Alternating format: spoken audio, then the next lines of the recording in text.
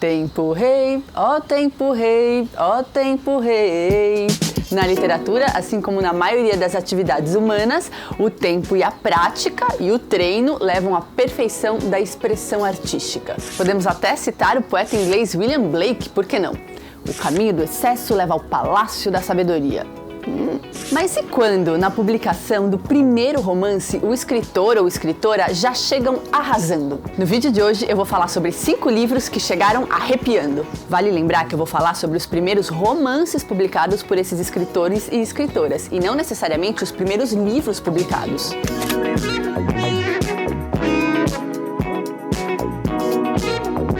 O primeiro livro é Robinson Crusoe, de Daniel Defoe, que além de um prolífico escritor, ele escreveu poemas satíricos, manuais de comportamento, folhetos e por aí vai, foi multitarefa, porque ele foi comerciante, agente secreto, entre várias outras coisas. Robinson Crusoe, publicado em 1719, foi o primeiro trabalho longo de ficção de Daniel Defoe e foi um sucesso no século XVIII. O livro, aliás, democratizou a leitura, porque foi escrito em um inglês coloquial, muito mais próximo daquele que as pessoas falavam. Robinson Crusoe é considerado um dos fundadores do romance moderno inglês. O protagonista é um jovem inglês faminto por aventuras. Ele acaba naufragando em uma ilha e morando sozinho lá por muitos anos. O livro é cheio de aventuras na África, no Brasil, e muita gente conhece a história por conta das adaptações infanto-juvenis que foram feitas. E olha, vou te contar, foram muitas adaptações. Por conta do sucesso do livro, várias novas edições foram feitas nos meses seguintes à primeira publicação. Traduções também foram feitas rapidamente para outros idiomas e Daniel Defoe, inclusive, escreveu uma sequência que foi publicada em 1719. O sucesso foi tanto que Robinson Crusoe imediatamente estimulou imitações, chamadas Robinsonades. Pois é, Robinson Crusoe praticamente fez nascer um novo gênero, que consiste em histórias que têm a ver com naufrágios e que se passam em uma ilha.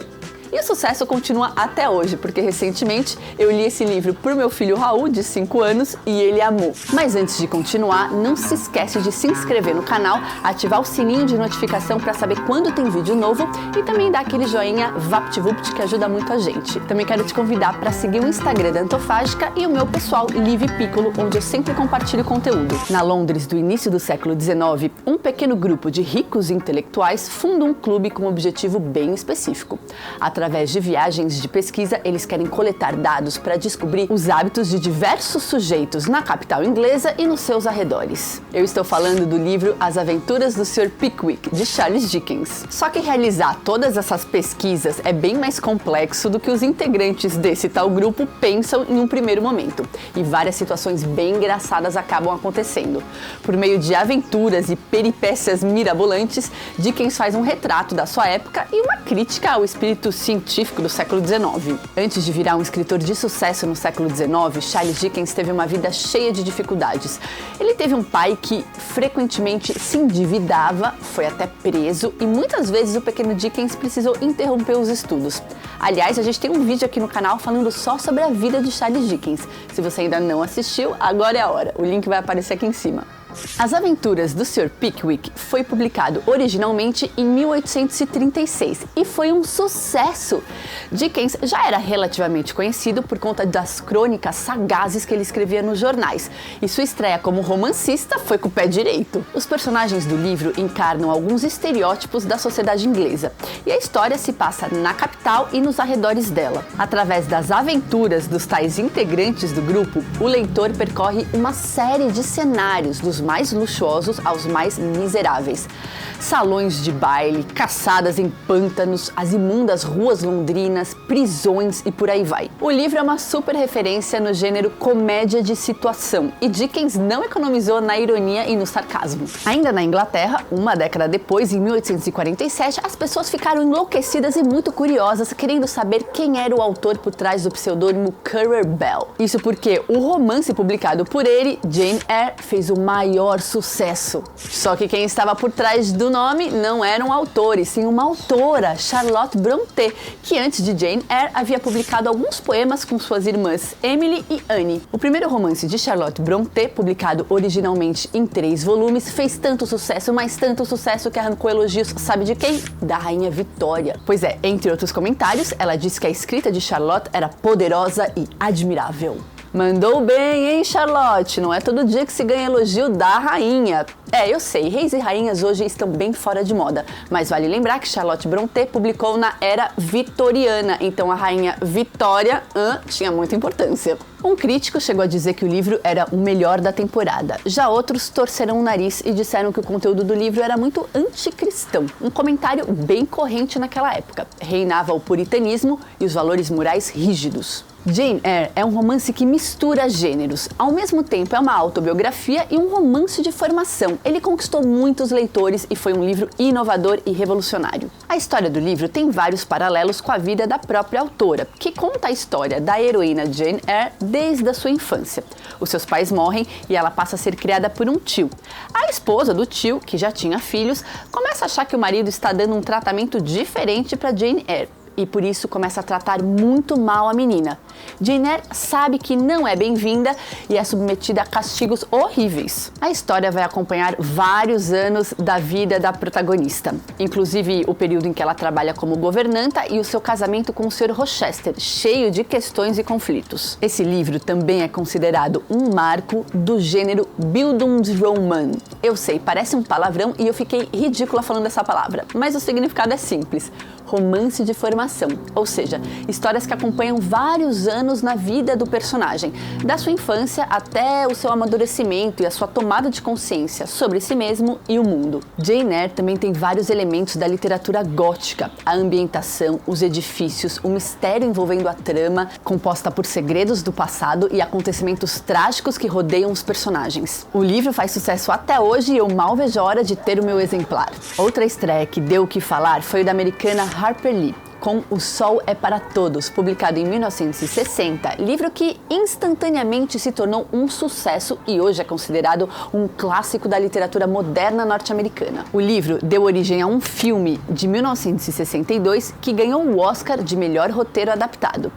E a história é inspirada em memórias familiares da autora e também em um evento que ocorreu próximo à sua cidade natal em 1936, quando ela tinha 10 anos. O Sol é para Todos conta a história do advogado Atticus Finch, que resolve enfrentar a sociedade racista do sul dos Estados Unidos ao se propor defender Tom Robinson, um homem negro acusado de estupro. A palavra de um homem negro dificilmente era levada a sério e a história mostra todo o preconceito da população da pequena cidade de Maycomb. Racismo é um dos temas mais fortes do livro, mas a narrativa vai além e fala de aceitação de uma forma mais abrangente. Isso porque a história é narrada pela menina Scout, filha de Atticus Finch. As crianças, em geral, têm um olhar mais puro, elas ainda não estão contaminadas pelos preconceitos do mundo dos adultos. Scout narra a rotina de um ambiente rural e pacato, as viagens com o irmão, as travessuras na escola, as aventuras e a vida em família. Depois do sucesso de O Sol é para Todos, Harper Lee simplesmente sumiu do mapa. Pois é, ela parou de escrever, deu pouquíssimas entrevistas e levantou muitas teorias do porquê ela resolveu se retirar da vida pública. Em 2015, décadas depois, Harper Lee publicou um segundo livro, chamado Vá, Coloque um Vigia. Essa publicação é cercada por uma certa polêmica, porque a autora tinha mais de 90 anos, a saúde estava frágil e durante anos ela não autorizou a publicação desse livro. Bom, o fato é que esse livro é uma continuação do primeiro e não deve ser lido antes. Nele, a pequena Scout agora é uma artista de 26 anos que mora em Nova York e resolve voltar para a pequena cidade de Maycomb. Scout quer visitar a família, mas o fato é que a idílica cidade da sua infância e da juventude, nesse momento está marcada por tragédias, segredos, chacoalhada por uma guerra e por transformações sociais que andam tumultuando a relação entre brancos e negros. Há quem diga que a reputação dos personagens do primeiro livro não vai muito bem nesse segundo. O último livro dessa lista é Doutor Zhivago, o único romance do russo Boris Pasternak, que se tornou praticamente um best-seller depois da sua publicação em 1958. Doutor Zhivago é um romance histórico que também foi adaptado para o cinema em 1965 e leva o nome do seu protagonista, Yuri Zhivago, um homem dividido entre duas mulheres sob o fundo da Revolução Russa de 1917. Alguns trechos do livro foram escritos entre 1910 e 1920, mas ele só foi finalizado em 1956, quando o autor, Boris Pasternak, enviou a um jornal literário na Rússia. Só que os editores não aceitaram o livro.